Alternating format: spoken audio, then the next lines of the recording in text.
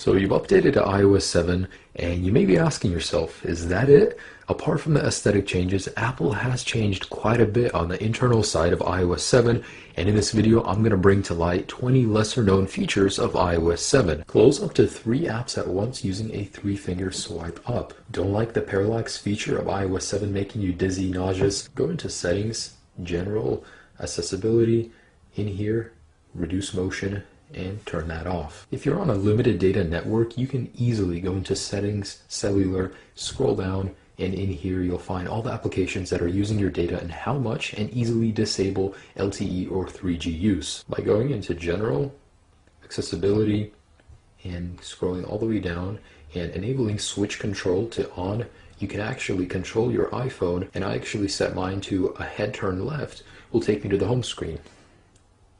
And there you go.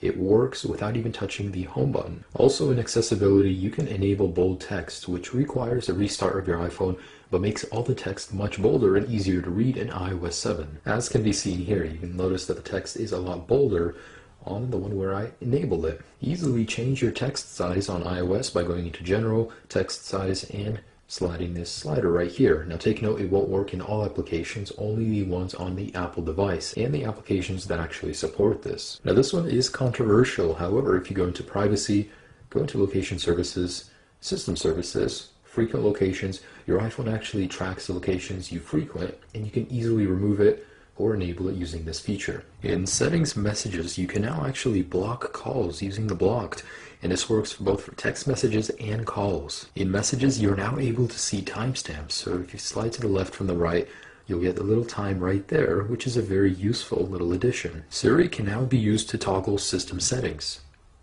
Siri, enable Bluetooth.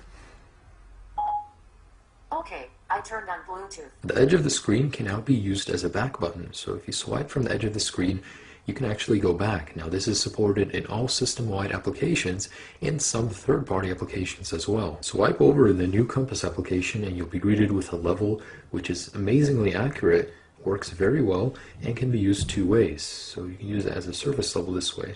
If you tap the screen, it sets as a new constant, and same applies for this one. In the camera application, there's now a shutter mode button, which is the volume button, and if you hold it, you can take up to 3 photos per second on any iPhone, and the 5S is 10 photos per second. So let me just demo that.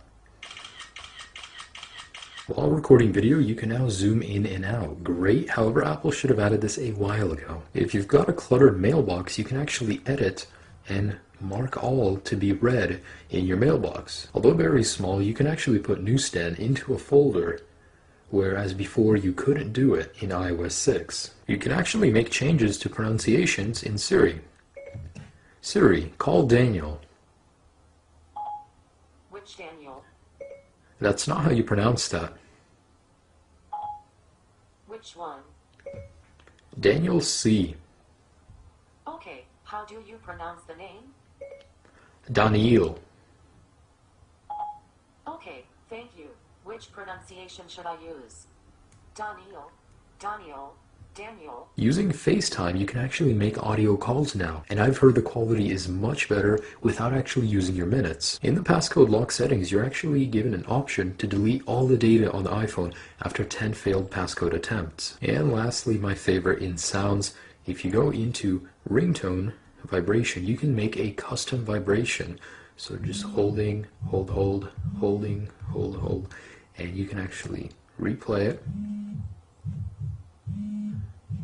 So depending on which contact you want, you can actually get them to get a custom vibration ringtone, so you'll automatically know without hearing a sound how it feels in your pocket when someone is calling. And that's 20 hidden features in iOS 7. I do hope some of these that I brought to light you do use in your day-to-day use. I do appreciate you watching this video. Have a great day.